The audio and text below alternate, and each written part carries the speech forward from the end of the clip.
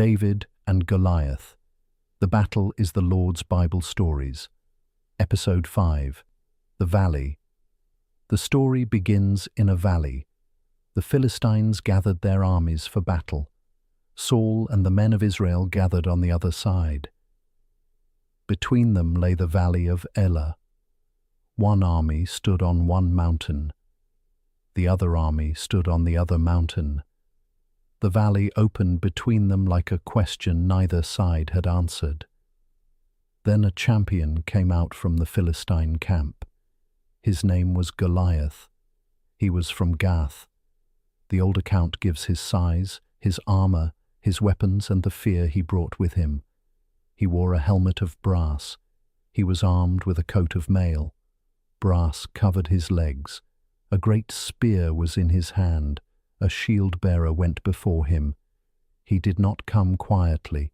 He stood and cried out to the armies of Israel, "Choose a man for yourselves, and let him come down to me. If that man could fight and kill him, the Philistines would serve Israel. But if Goliath prevailed, Israel would serve the Philistines." It was a challenge meant to shrink the whole army into fear, and it worked. Saul and all Israel heard the words of the Philistine, and they were dismayed and greatly afraid. 40 days. Goliath came out morning and evening, day after day. For 40 days he stood in the valley and repeated his challenge. Fear grows heavy when it is repeated. A threat heard once is one thing.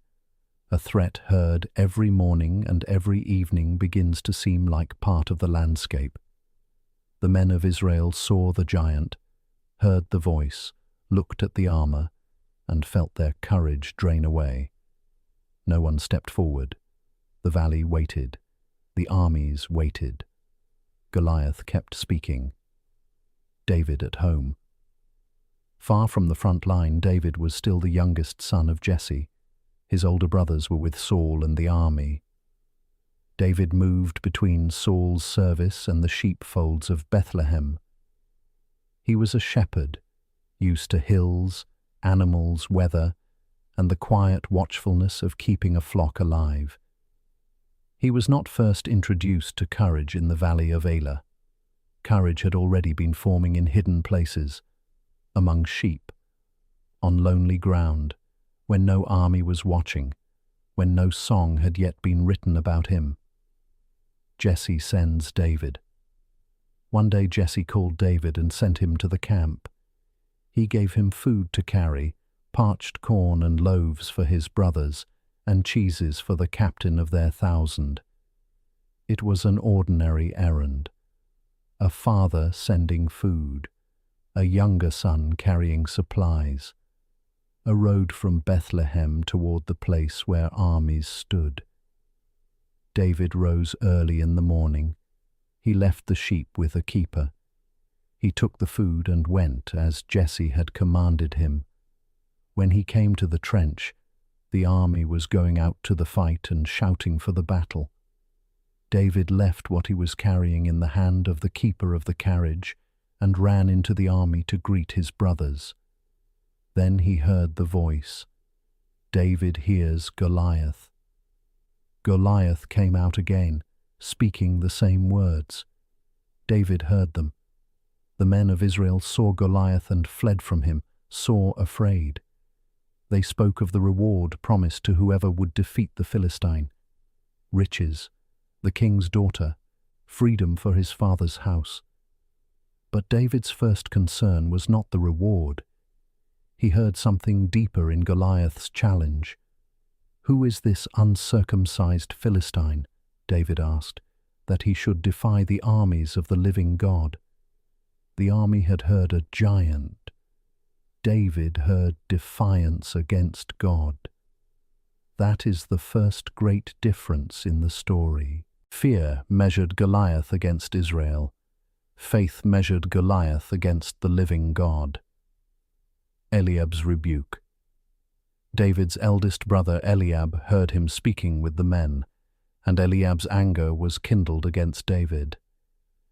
"Why did you come down here?" he asked. "With whom have you left those few sheep in the wilderness? I know your pride and the naughtiness of your heart, for you came down to see the battle." It was a harsh accusation. David had come because his father sent him. He had left the sheep with a keeper. He had run to greet his brothers. But Eliab saw pride where there was obedience, and curiosity where there was concern for God's honor. David did not answer with a long defense. "What have I now done?" he said. "Is there not a cause?" Then he turned from Eliab and kept asking, "This matters." Before David faced Goliath's spear, he faced his brother's misunderstanding. Courage often has to pass through that first, being misread by people close enough to wound. David did not turn back. Before Saul. The words David spoke were heard and rehearsed before Saul, and Saul sent for him. David said to Saul, "Let no man's heart fail because of him. Thy servant will go and fight with this Philistine." Saul looked at David and saw youth. "Thou art not able to go against this Philistine to fight with him," Saul said, "for thou art but a youth, and he a man of war from his youth."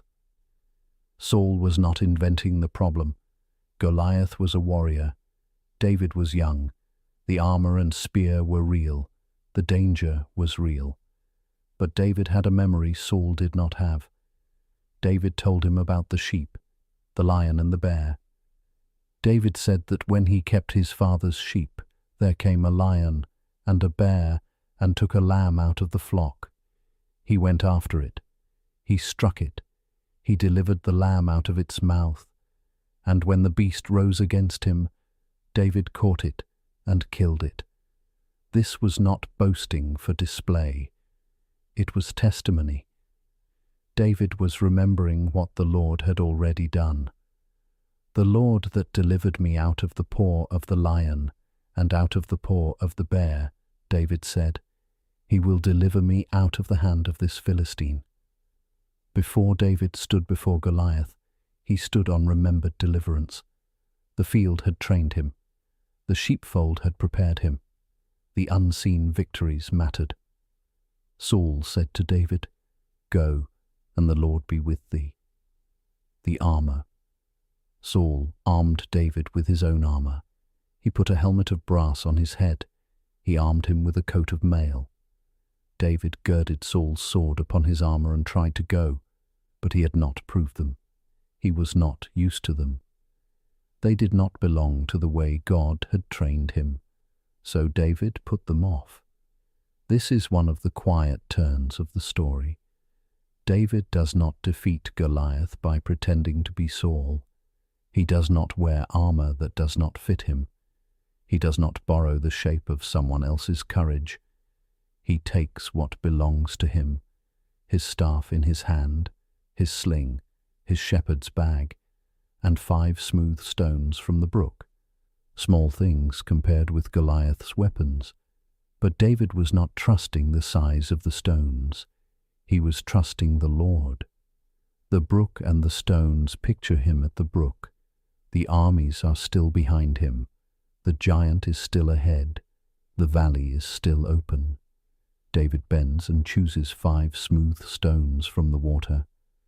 There is no hurry in the detail. The scripture wants us to see it.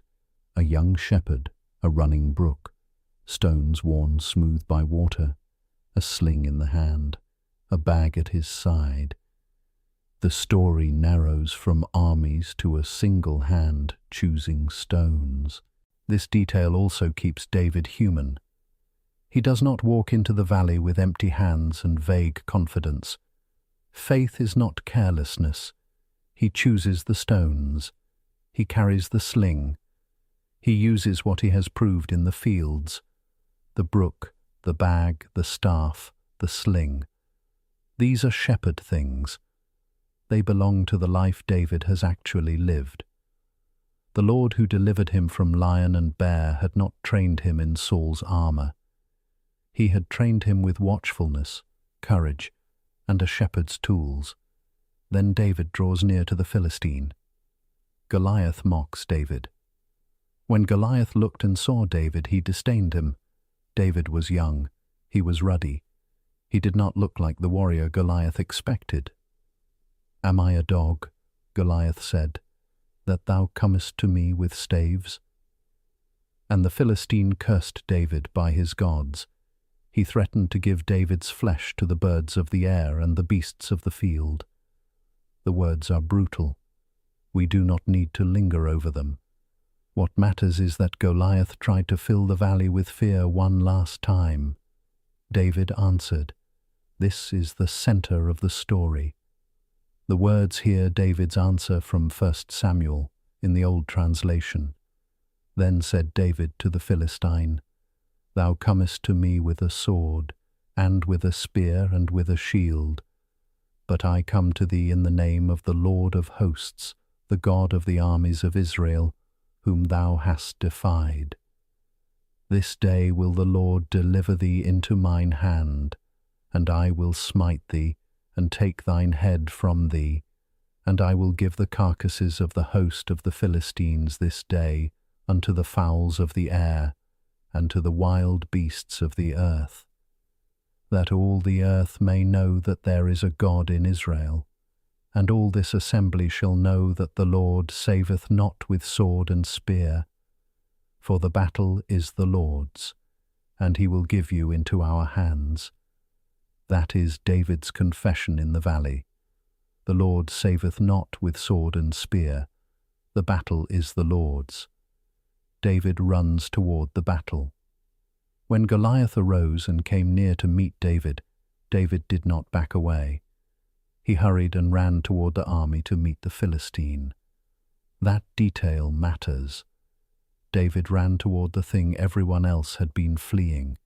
He put his hand in his bag. He took a stone. He slung it. The stone struck Goliath in the forehead, and the giant fell upon his face to the earth. So David prevailed over the Philistine with a sling and with a stone. The story is clear.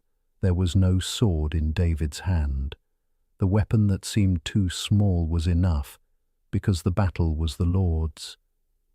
The battle turns.